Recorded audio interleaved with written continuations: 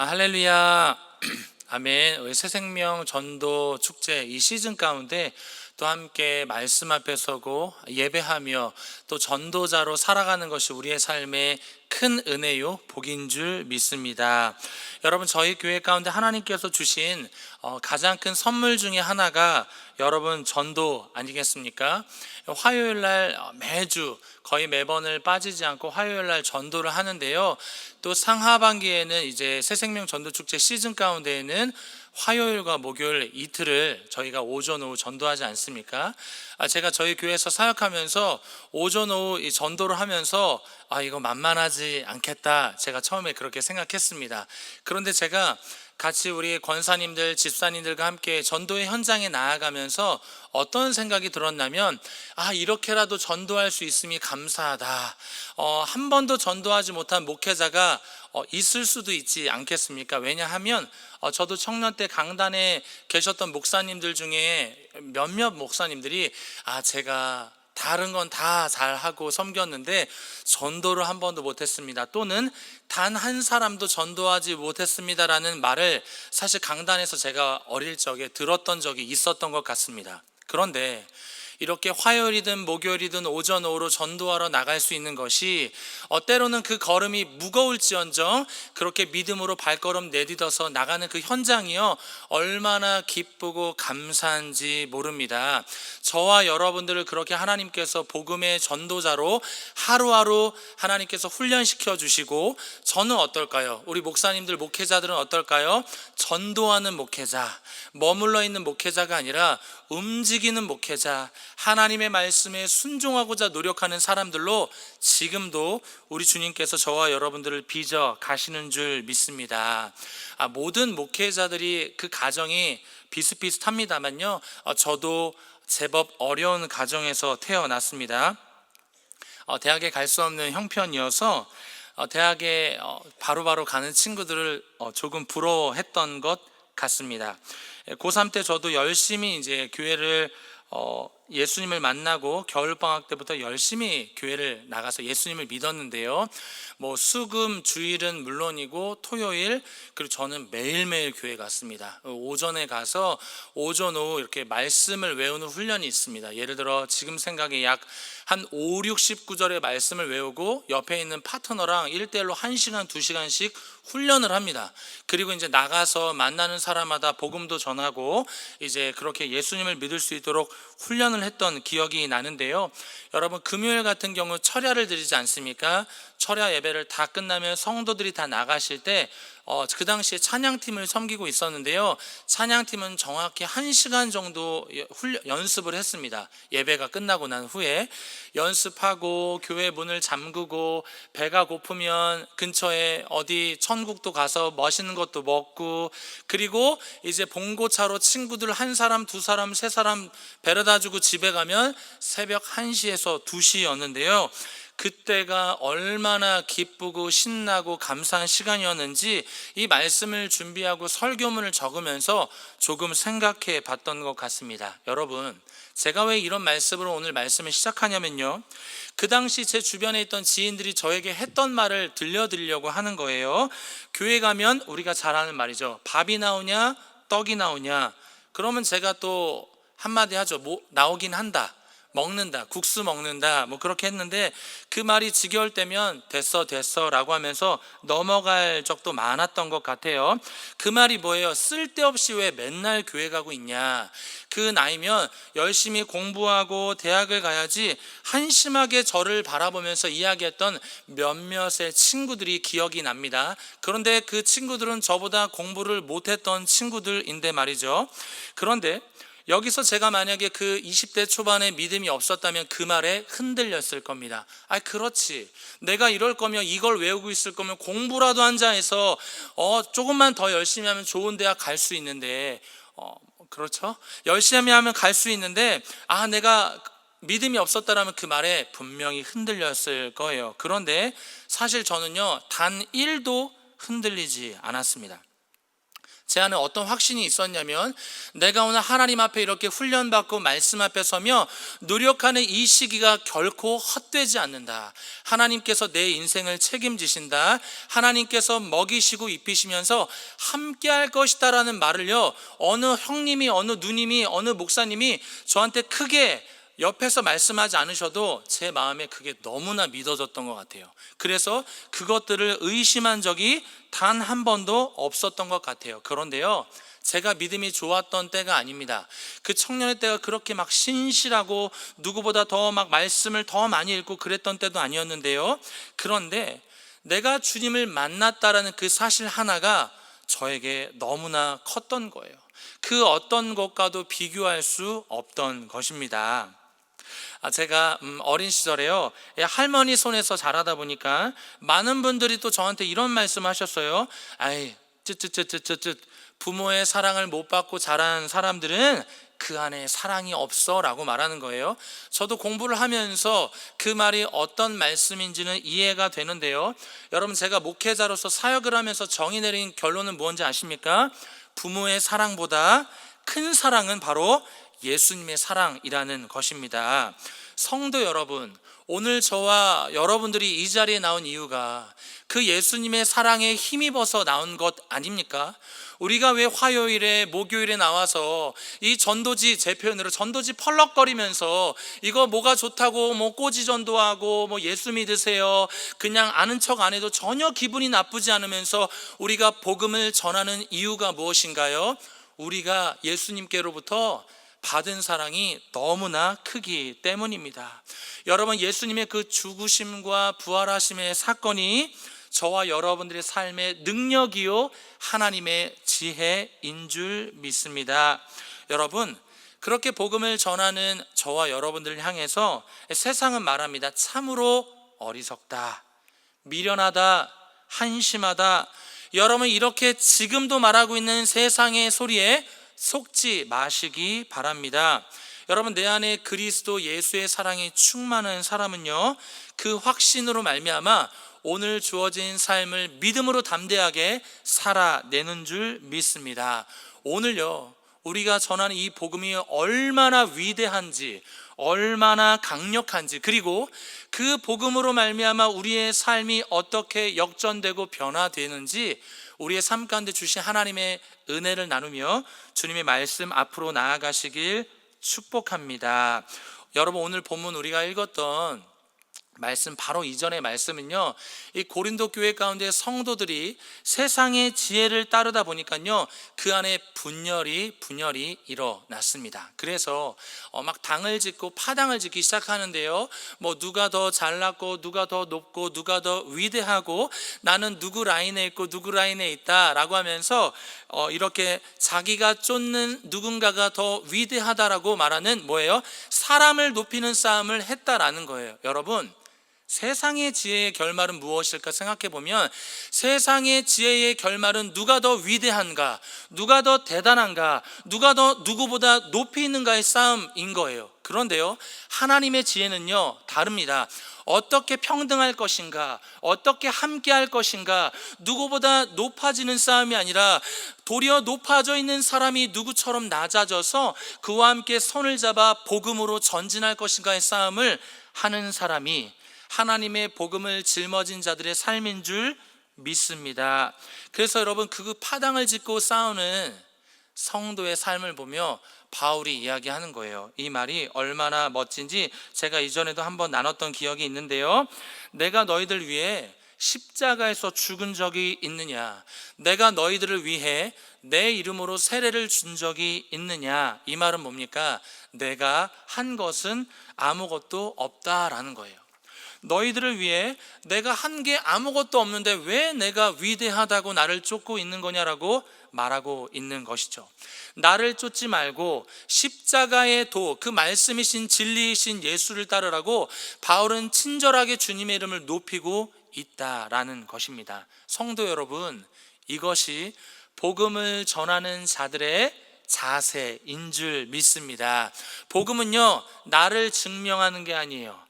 나의 지혜가 깊고 넓고 위대하고 더 누구보다 대단하다고 자랑하는 것이 아니라 주님을 드러내고 주님을 증거하는 것이 우리 성도의 삶의 본분인 줄 믿습니다. 여러분, 바울은요 자신을 자랑할 만했습니다. 자신을 드러낼 만했죠. 많은 사람들이 따랐습니다. 많은 사람들이 그 지혜 가운데 대단하다고 쫓을 만한 사람이 맞습니다. 그런데요, 하나님이 받으실 그 영광을 바울 자신이 취할 때에 그것이 얼마나 자기감 있는 그 예수 그리스도, 그 십자가를 헛되게 하는지 바울은 너무나 잘 알았기 때문에 절대로 그 싸움을 하지 않았다라는 거예요. 오늘 말씀을 계속 보니까요, 바울은 자신을 따르는 무리들에게 어떻게 할 수 있었냐면, 내가 그럴싸한 말들로 너희들에게 자신의 믿음이 좋다라는 것을 포장하여 증거할 수 있다라고 여러분 이전 말씀에 증거하고 있어요. 그런데 내가 그렇게 할 수 있는데 하지 않겠다라는 거예요. 왜냐하면 세상의 지혜의 말로 그 살아계신 하나님을 표현할 수 없기 때문이에요. 그 하나님의 깊고 넓은 하나님의 지혜를 세상의 지혜로 증거할 수 없기 때문이에요. 그것을 바울이 너무나 잘 알고 있었습니다. 그리고 오늘 우리가 읽은 말씀인데요, 우리 18절 말씀 같이 한번 읽어보겠습니다. 시작. 십자가의 도가 멸망하는 자들에게는 미련한 것이요 구원을 받는 우리에게는 하나님의 능력이라. 아멘.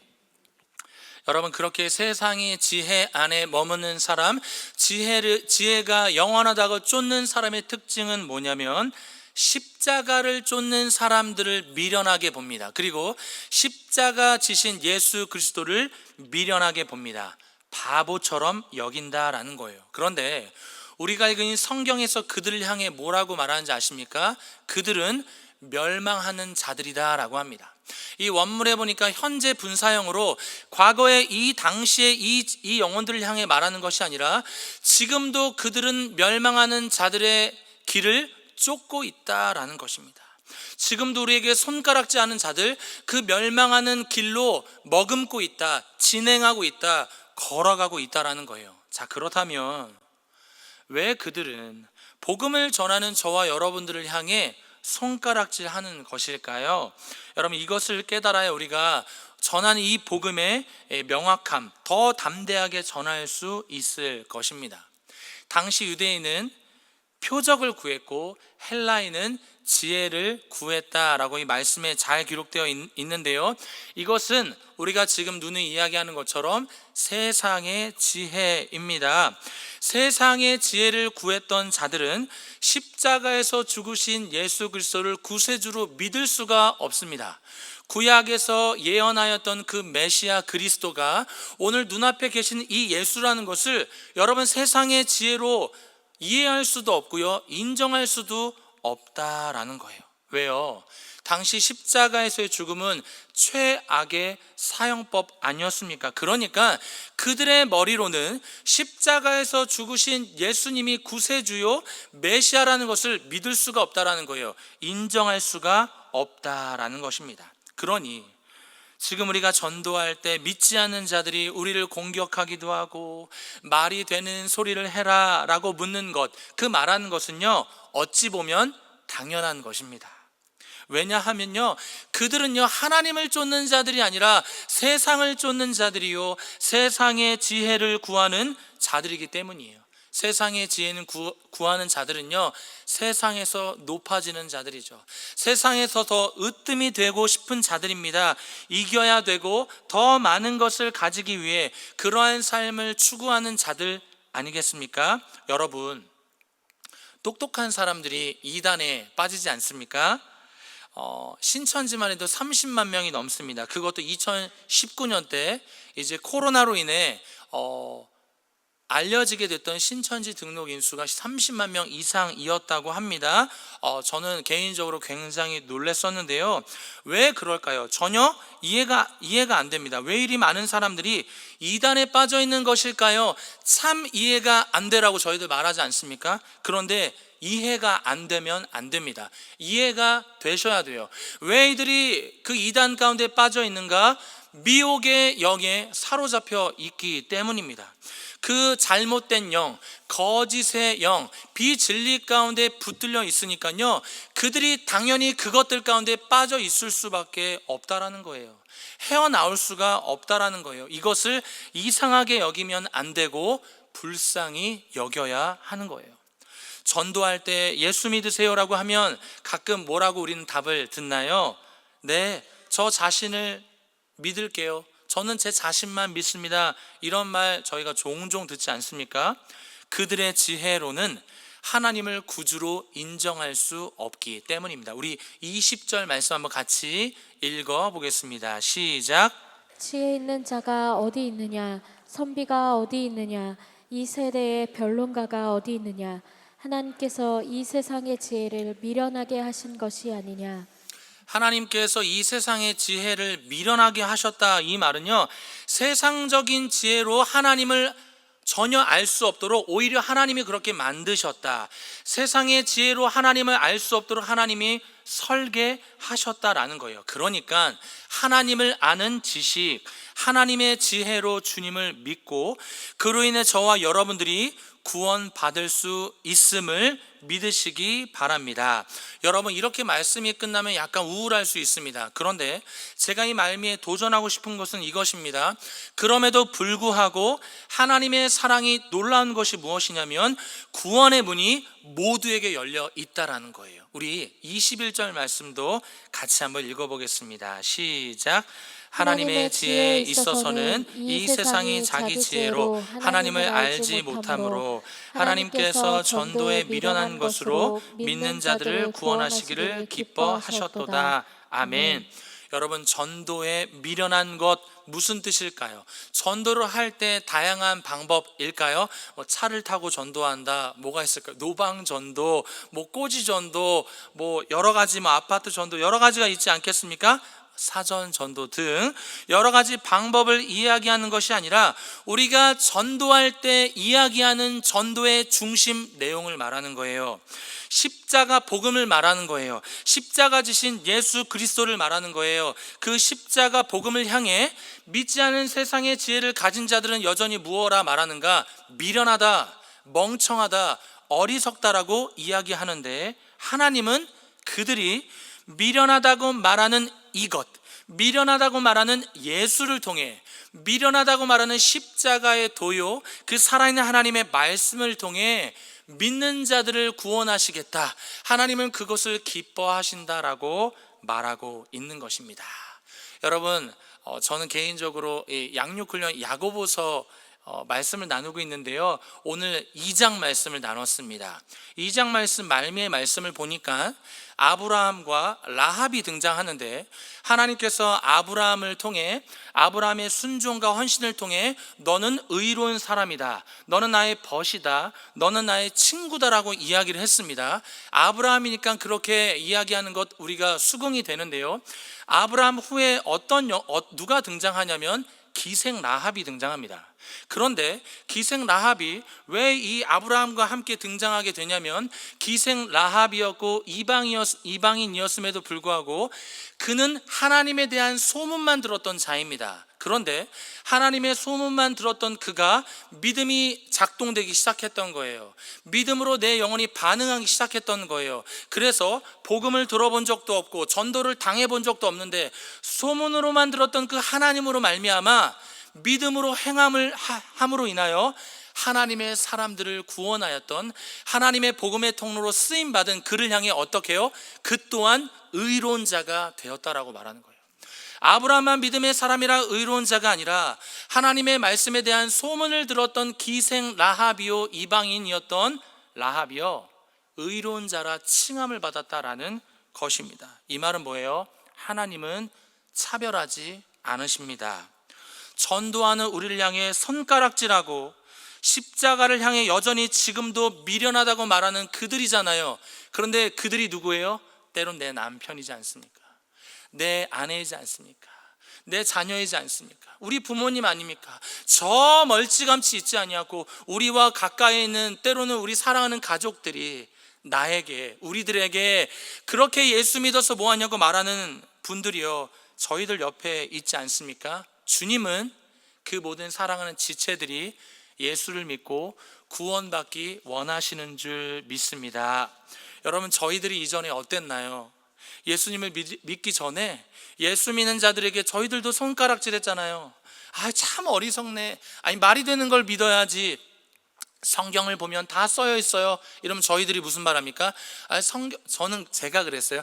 성경 자기들이 쓰고 뭘 성경이 써 있대. 제가 그랬습니다. 고단수죠. 예, 제가 교회 많은 선생님들과 어릴 적에 한 초등학교 3학년, 4학년 때 제가 섬겼던 교회 목사님도 이겼던 사람이에요. 아무 말씀 못 하시더라고요. 저는 너무너무 궁금해서 궁금한 걸 20가지를 적었더니 한 17번째에서 목사님이 막히시더라고요. 그래서 그냥 가래요, 저보고. 그래서 그런데요, 그냥 갈 수 없었고 그래도 열심히 예수님을 믿었던 때가 기억이 납니다. 그랬던 저와 여러분들을 예수 믿게 하셨잖아요. 그렇게 못 믿었던 저희들을 예수 믿게 하셨잖아요. 그런데 지금 어느 누가 예수님을 못 믿겠냐고요. 어느 누가 예수님을 믿지 못하고 우리가 전도하지 못할 사람이 어디에 있겠습니까? 나를 향해 지금 손가락질 한다 한들, 거부한다 한들 그에게 다시 우리의 손을 내밀지 못할 이유가 어디 있겠습니까? 하나님의 은혜로 부르심 받은 저와 여러분들에게 그리스도 예수는 하나님의 능력이요 하나님의 지혜인 줄 믿습니다. 제가 마지막 저의 이야기를 잠시 나누고 싶은데요, 들어주시면 감사하겠습니다. 제가요 고3, 한 고2, 고3 시절에 굉장히 어리숙했던 그 모습을 정말 제가 최초 공개하려고 합니다.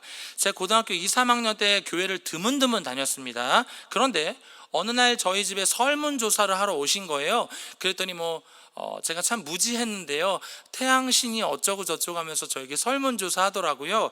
그런데 자기가 교회를 다니신다고 하더라고요. 그래서 자기가 다니는 교회에 한번 오라고 하시는 거예요. 그래서 제가 드문드문 교회를 다녔기 때문에 그 시즌에는 제가 너무 교회를 가고 싶었거든요. 누가 날 좀 전도했으면 이런 마음이 있었거든요. 그래서 그 교회를 갔어요. 그 교회가 어디였냐면 사당동 총신대학교 바로 밑에 있는 건물 솔로몬 책방 4층에 있는 건물이었었어요. 제가 거기에 들어갔는데 갑자기 들어가자마자 저보고 화장실로 들어오세요 이러는 거예요.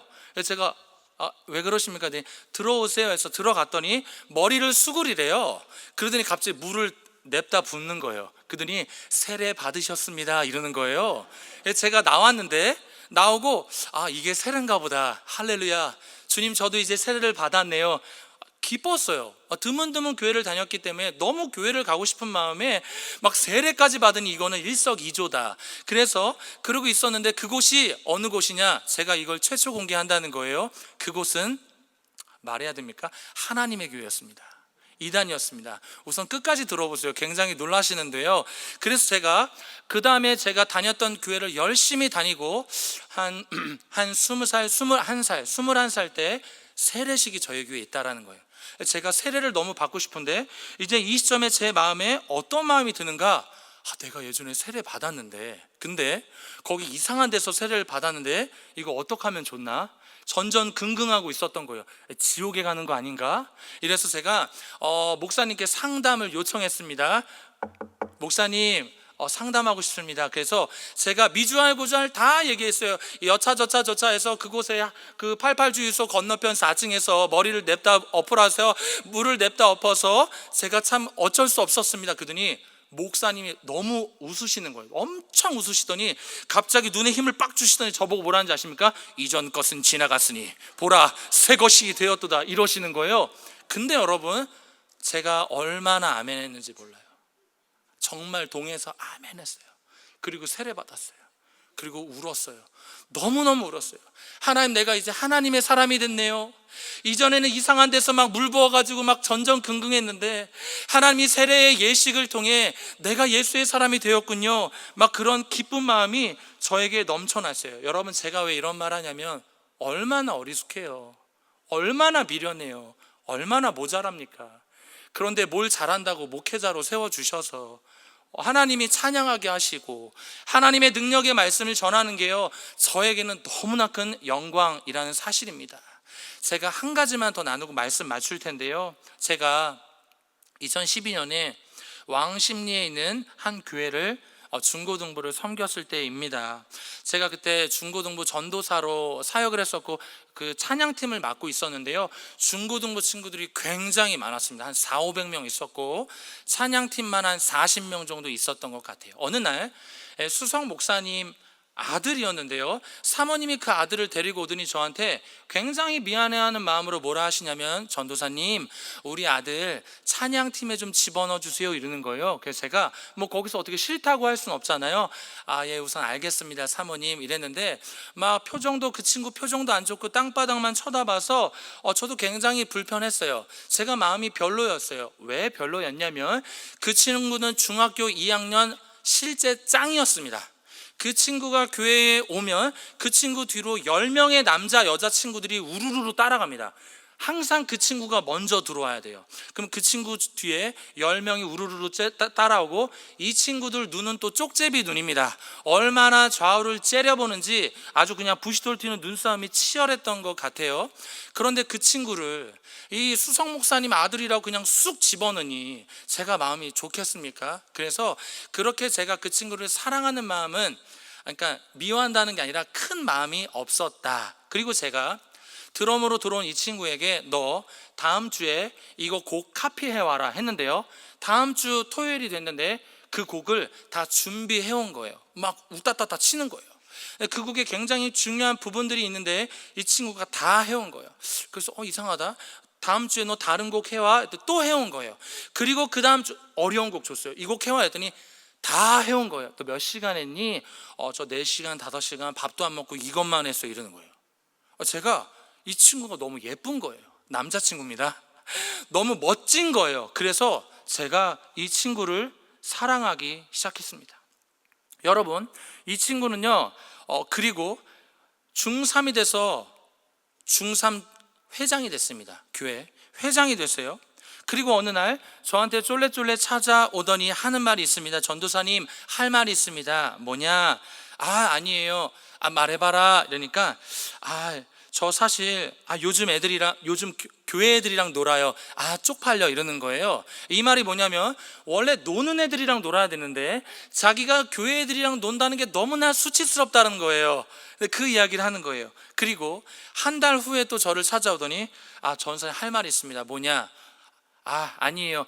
해봐. 이러니까 뭐라 하냐면, 저 사실 어제 교회 애들이랑 노래방 갔어요 이러는 거예요. 이 말이 뭐냐면, 원래 노는 애들이랑 노래방을 가야 되는데 교회 애들이랑 노래방을 가서 너무 수치스럽다, 지금 그런 말을 하는 겁니다. 여러분, 이 친구가 그러니까 소위 제 오른팔이 됐던 거예요.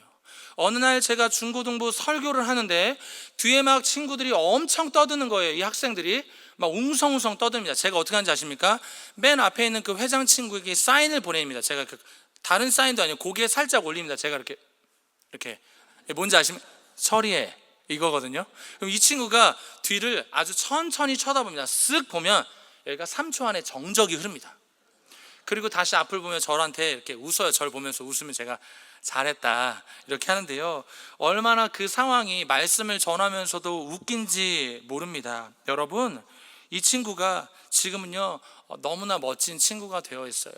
제가 그 교회를 사임할 때 와서 남자 짱이 울고불고, 저도 뭐 전도사님처럼 찬양을 잘하고 싶어요, 꿈이 생겼어요 이러는데요, 막 그 수석 목사님 사모님이 오셔서 자기 아들이 사람이 됐다고 이러면서 사실 지금도 그 목사님이랑 연락을 합니다.